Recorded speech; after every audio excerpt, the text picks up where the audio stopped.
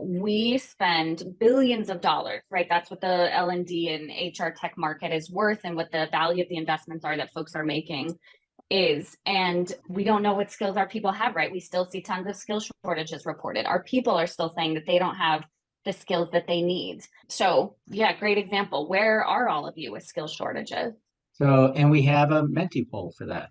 So talking about it, executives are talking about it. Upskilling is a priority for you. You have already had a skill strategy for years, and maybe you're just becoming aware that there's a skill strategy or a skill shortage, excuse me. Priority, great. Really good point, Jennifer, in the chat. I would argue that this is one of the hardest times that it's ever been to be an L&D and HR professional, because the pressures are coming from both ways, right? We have this leadership pressure that's saying, you got to deliver on digital transformation. You got to think about how we're moving the business forward and how do we build all the skills for the folks.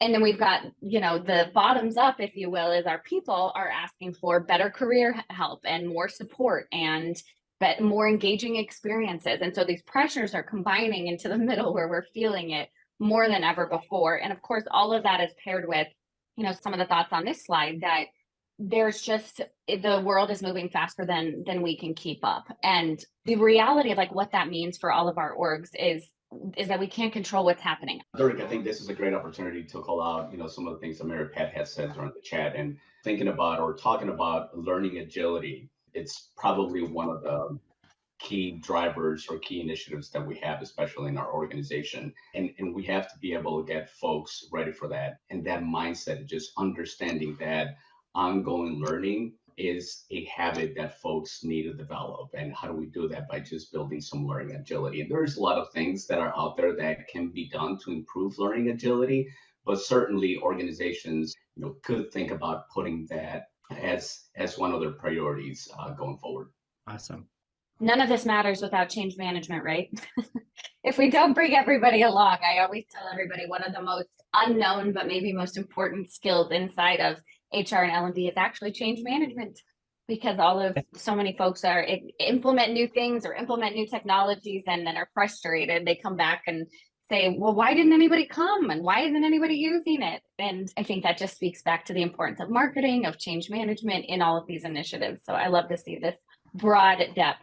It is really nice to still get to advise a lot of wonderful folks here. So the truth is I can summarize all of these bullet points into just a couple of phrases. And the reality is that, as many of you know, we're in this shift where tech is moving so fast and technology is advancing so quickly.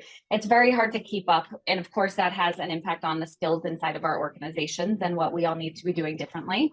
The challenge today to all of you will be to work through and to talk through some ideas for how we can look at if our workforce is job ready.